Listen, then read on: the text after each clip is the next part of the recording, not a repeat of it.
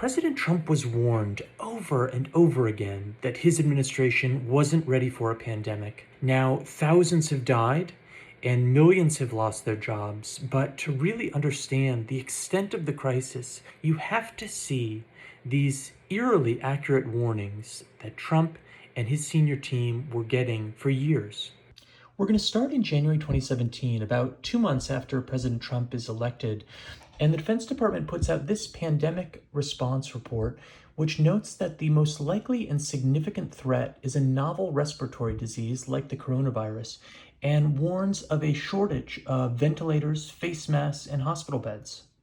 Then, a week before Trump is inaugurated, Obama officials walked Trump's senior security officials through a pandemic response exercise where they showed them slides like this one, warning of impending shortages of key resources, including personal protective equipment and things like ventilators. 2 months later, Elizabeth Warren, Patty Murray, and other congressional Democrats send this letter to the head of the CDC and the Health and Human Services Secretary, warning that President Trump is already threatening at least 7 programs that focus on pandemic flu preparedness. In April 2017, the Washington Post reports that the Trump administration is ill-prepared for a global pandemic.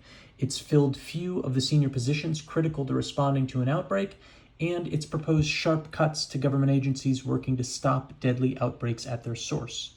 This guy was appointed by President Obama to lead the global pandemic response at the National Security Council.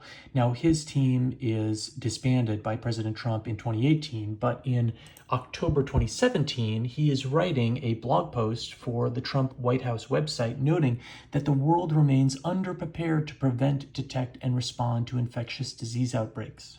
Months later, the U.S. intelligence community puts out its worldwide threat assessment, which warns that a novel strain of a virulent microbe that's easily transmissible continues to be a major threat with the potential for a severe global health emergency and major economic and societal disruption.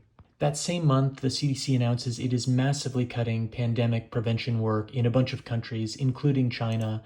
A coalition of 200 global health organizations says that critical momentum will be lost if that funding is reduced, and the world will be unprepared for the next outbreak. A week later, Bill Gates says he has personally and repeatedly spoken to President Trump about pandemic preparedness and says that the U.S. government is falling short of preparing the nation and the world for a significant probability of a large and lethal modern-day pandemic. That fall, President Obama's former Homeland Security advisor writes this essay, warning that there are clear signs that the world is unprepared for the next outbreak, that funding is being significantly cut back, and that the failure to take this crisis seriously is potentially deadly. It's at this point that the White House fires Tim Ziemer and disbands the global pandemic response team. Even at the time, former U.S. officials call it a really concerning rollback of progress on health security preparedness. And remarkably, one of the members of the team that's disbanded, the day before it happens, is speaking at a 100th anniversary of the 1918 flu pandemic. And she says, a threat of a pandemic flu is the number one health security concern. Are we ready to respond? I fear the answer is no. In January 2019, the U.S. intel community puts out another worldwide threat assessment, warning that the U.S. remains vulnerable to a large-scale outbreak of a contagious disease that could lead to massive rates of death and disability and severely affect the world economy. At this point, we're under a year away from the coronavirus outbreak. The Trump administration is getting repeated warnings. What is it doing to respond? Well, in July, the CDC eliminates a key public health position in Beijing intended to help detect disease outbreaks in China. And then in October, the U.S. cuts off funding for PREDICT, which is a program to identify animal viruses that might infect humans and head off new pandemics. Also in October 2019, the Department of Health and Human Services put out this document marked Do Not Distribute. It was the result of a months-long pandemic response simulation that found that the U.S. wasn't ready for a pandemic like the coronavirus. Among other things, they identified that the U.S. didn't have the means to quickly manufacture essential medical equipment like N95 masks, antiviral medications, and ventilators. That same report accurately predicted that confusion would emerge as state governments turned to the federal government to address these shortages. So now President Trump has received 3 years of warnings, and on January 3rd, 2020, the US gets the first formal notification of the outbreak in China. But it's clear that President Trump isn't taking this seriously. Even as US intelligence agencies are issuing ominous classified warnings in January about the global danger posed by the coronavirus, Trump's health secretary can't seem to get through to speak to him. When he does finally reach him on January 18th, Trump interjected to ask about vaping and flavored vaping products.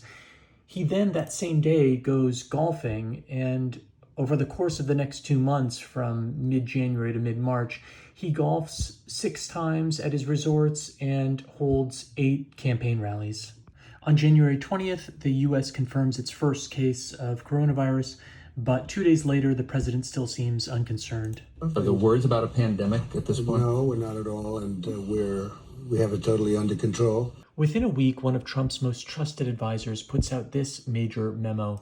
It warns that the coronavirus crisis could cost the United States trillions of dollars and put millions of Americans' lives at risk.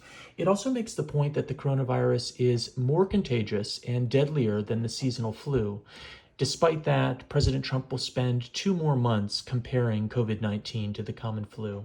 On January 26th, the Senate Democratic leader Chuck Schumer calls on the feds to declare a public health emergency. 1 day after that, Joe Biden says that Trump isn't doing enough to deal with the crisis. And 1 day after that, Elizabeth Warren releases a plan to address the coronavirus's impact on the economy. This is still late January. Already, South Korea, which got its first coronavirus case confirmed on the same day as the U.S., is testing 10,000 people a day, but the Trump administration isn't yet mobilizing.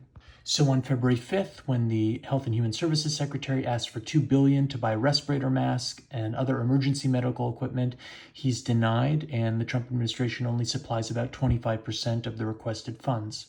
Meanwhile, on February 7th, the State Department announces that it is transporting 17.8 tons of medical supplies, including masks and respirators, to China. Trump spends February downplaying the outbreak. On February 24th, he's saying the coronavirus is very much under control in the USA. On February 25th, he says his administration is doing a great job. And that same day, when a CDC official issues a serious warning about the virus, Trump calls back to D.C. from an international flight to complain that the official is scaring the stock markets. By March, the coronavirus had spread around the country, and large portions of the economy had come to a halt.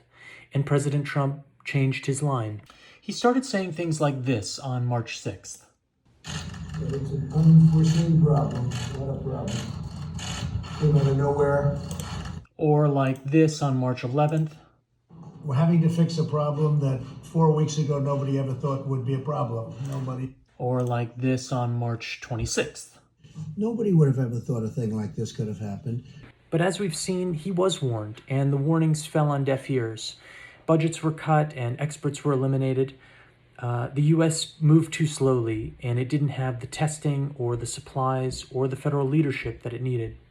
And the result has been the greatest wave of mass layoffs in American history, and an untold number of people being unnecessarily infected or losing their lives. It's an unforeseen problem, not a problem.